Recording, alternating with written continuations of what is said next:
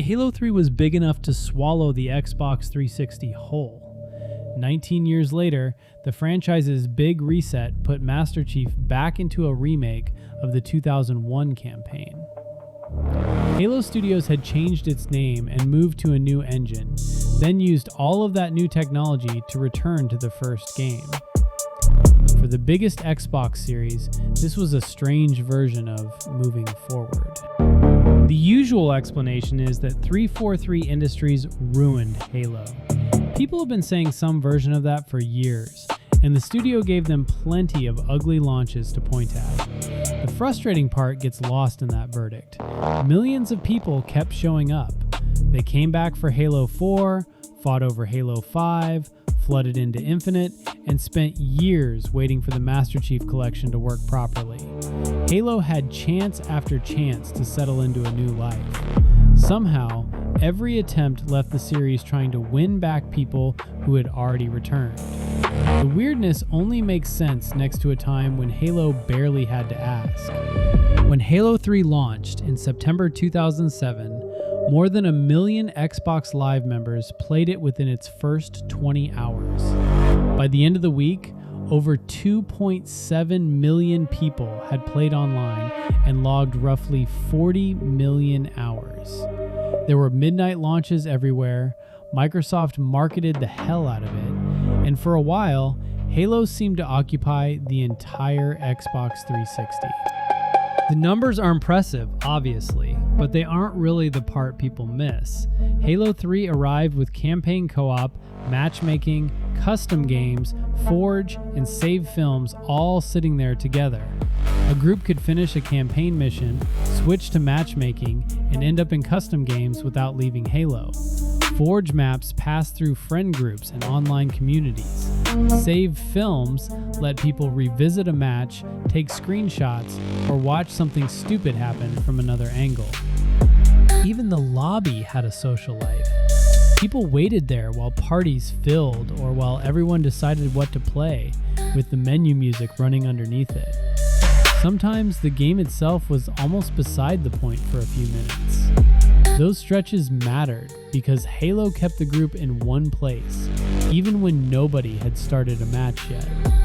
The timing helped. Xbox Live was still young, and there were fewer major online games pulling groups in different directions. Younger players also had far more free time than many of them would have as adults. Most importantly, the audience was concentrated. A huge number of Xbox owners had the same game, and Microsoft didn't need a seasonal roadmap to keep reminding them to return. Then Bungie left the franchise behind. The studio became independent.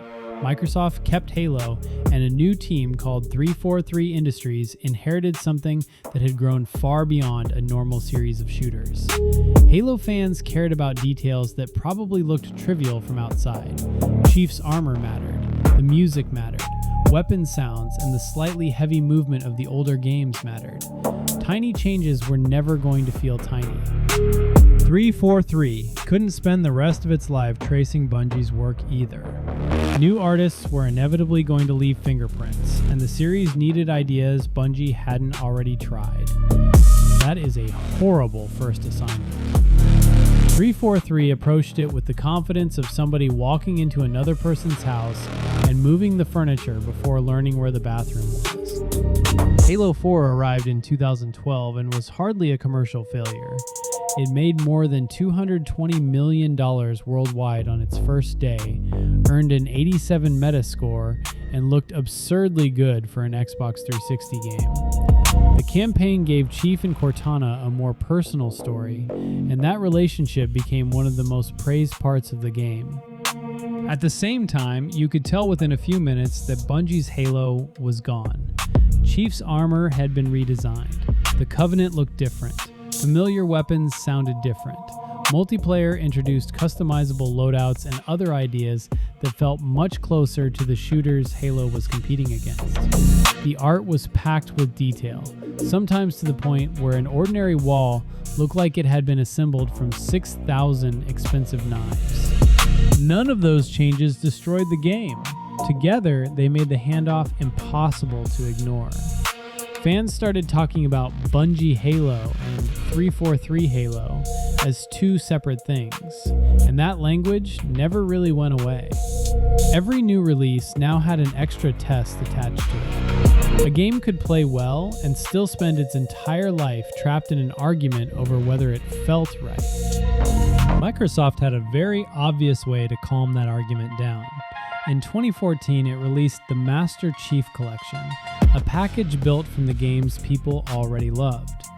More than 100 multiplayer maps, several campaigns, and no new version of Master Chief that needed defending.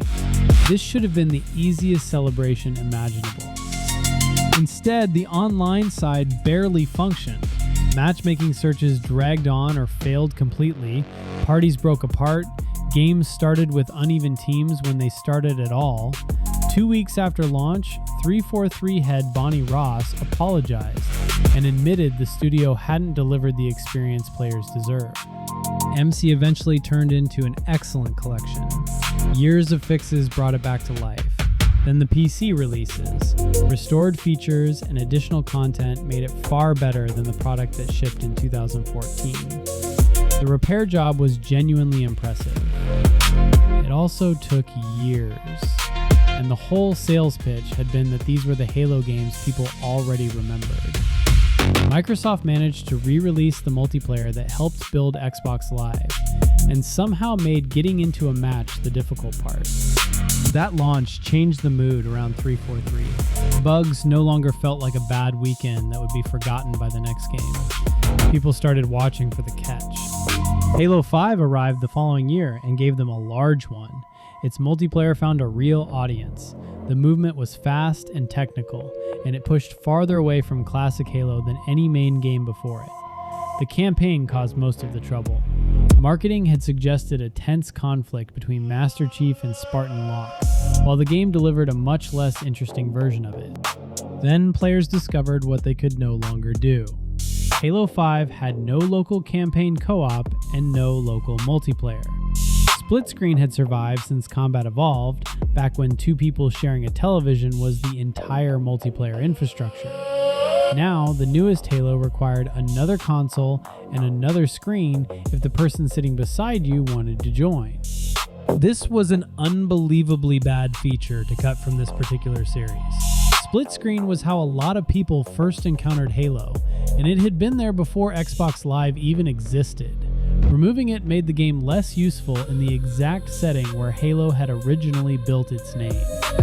Bonnie Ross later promised that future Halo shooters would support split screen. By then, even the reassurance sounded a little grim. Fans needed the head of the studio to publicly confirm that Halo would once again let two people use the same Xbox. For a while, Halo Infinite looked like the apology finally turning into a game. Chief's armor moved back toward the older design, the environments were cleaner, and the ring felt wide, quiet, and mysterious again. The assault rifle sounded like it could actually hurt something. 343 seemed more comfortable keeping the old pieces that worked and adding ideas around them. The multiplayer launched early and people poured in. Shooting felt great. Equipment fit neatly into Halo's sandbox, and the grappling hook somehow escaped the fate of being an annoying gimmick. It ended up being one of the best additions 343 made. By early 2022, more than 20 million players had joined. Free-to-play obviously helped that number, but the important part was right in front of Microsoft. People still wanted Halo. Then came the schedule of things that weren't there yet. Campaign co-op missed launch. Forge missed launch. Seasons slowed down almost immediately, and basic multiplayer features arrived long after people expected them. The local campaign split screen that had been announced and partially developed was canceled. That promise from the Halo 5 era simply dissolved. The game underneath all of this was good, which made the delays more frustrating. Forge eventually became ridiculously powerful. Campaign co-op did arrive. The seasonal schedule improved. Each fix made Halo feel closer to the game it should have been months earlier, which isn't the same feeling as being excited about where it might go next. Online groups move quickly. Once friends start playing something else, a later update has to convince all of them to return at roughly the same time. A good update may bring people back for a while. Rebuilding the old habit is much harder. In November 2025, Operation Infinite became the last major content update then planned for the game, while Halo Studios shifted more of its team toward other projects.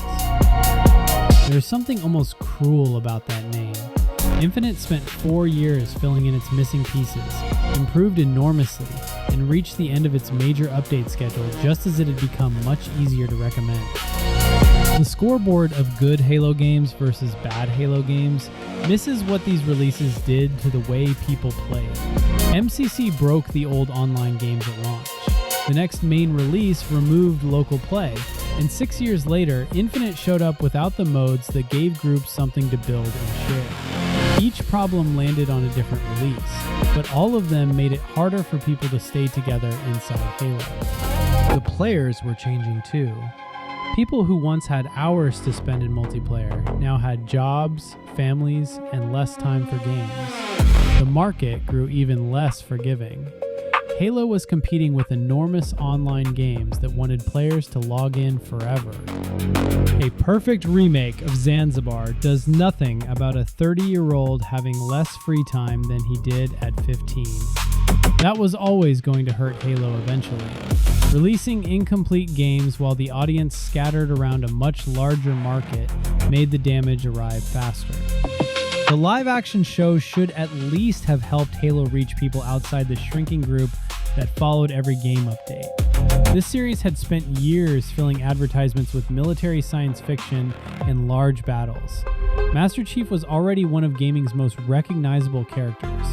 The material seemed well suited to television. Paramount's adaptation used its own continuity called the Silver Timeline, which gave the writers room to change the story. Adaptations do that all the time. The trouble came from how ordinary many of those changes felt. Chief talked constantly and removed his helmet so often that the helmet discourse became more famous than entire characters. The games had built him around restraint. The show replaced much of that with the kind of personal drama you can find in several other expensive streaming series. Then it paired Chief with Makey, a human raised by the Covenant, and gave them a sex scene. There really isn't an elegant way to glide past that. It became one of the show's most widely discussed moments, partly because it was bizarre and partly because people outside the audience found it funny. The second season landed better with critics and had stronger material in it. Some of the action looked good. By that point, clips of Chief without the helmet and the stranger bits of melodrama were traveling farther online than the show's improvements. Paramount Plus canceled the series after 2 seasons. There is no honest way to pin that cancellation entirely on angry Halo fans or embarrassing clips. Streaming decisions are rarely that simple, and the companies involved never supplied a neat autopsy. The cultural result is easier to see. A series that once made Xbox feel cooler now had fans explaining why the television version didn't count. Halo had become something people defended with disclaimers. In 2024, 343 Industries changed its name to Halo Studios and moved future development toward Unreal Engine 5. Studio head Pierre Hintze talked about changing the recipe for how Halo games were made. The old internal tools had reportedly made Infinite difficult to build and maintain, so the engine change had a practical purpose. Several projects were in development. This was supposed to be the start of a new chapter. Most fans treated the rebrand like an admission anyway. The name 343 had collected too much baggage. Broken launches, canceled features, long delays, and arguments that could survive a nuclear winter. A new sign on the building couldn't remove any of that, though it did allow Microsoft to present the next project without placing the old name across the first slide. That project was Halo Campaign Evolved, a ground-up remake of Combat Evolved released in 2026. It brought Halo to PlayStation, restored 2-player couch co-op on consoles, and added cross-platform online co-op for 4 players. The remake rebuilt the campaign in Unreal Engine while working from a game whose basic shape had already survived 25 years. It also skipped competitive multiplayer. The campaign from the game that introduced millions of people to Halo came back, while the part many of them played for years stayed in MCC. Marcus Lato, the original game's art director, called the omission a misstep. He also took issue with parts of the redesigned ring, even while praising plenty of the remake. Fans picked through the lighting, the thicker detail in old environments, and the changes to places that used to feel lonely. Halo Studios had returned to the safest material available, and still walked directly into the oldest argument surrounding 343. How much can you change before the place stops feeling like Halo? Some of the criticism around 343 became excessive. Developers were blamed personally for decisions they probably didn't control, and minor changes were sometimes treated like attacks on the series. The large complaints survived because the large failures really happened. MCC was sold while its multiplayer barely worked. Halo 5 dropped split screen. Infinite found a giant audience and asked it to wait for co-op and Forge. The show finally reached television and gave the internet a version of Master Chief it enjoyed as a punchline. By the time Campaign Evolved arrived, players had learned to approach Halo carefully. A new release once felt like an event. Later, people waited for reviews, checked the list of included modes, and looked for anything that had been pushed into another update. The remake can give people the ring again. It can rebuild the weapons, bring back the music, and put two players on the same console. MCC can keep the old multiplayer alive. Going backward makes sense because old Halo is one of the few versions almost everybody agrees they want. The harder thing to reproduce is the situation around those games when they were new. Millions of players were on the same console, playing the same game, and many had enough time to move from campaign to matchmaking and keep going. Halo didn't have to rebuild that audience every few years. It was already there.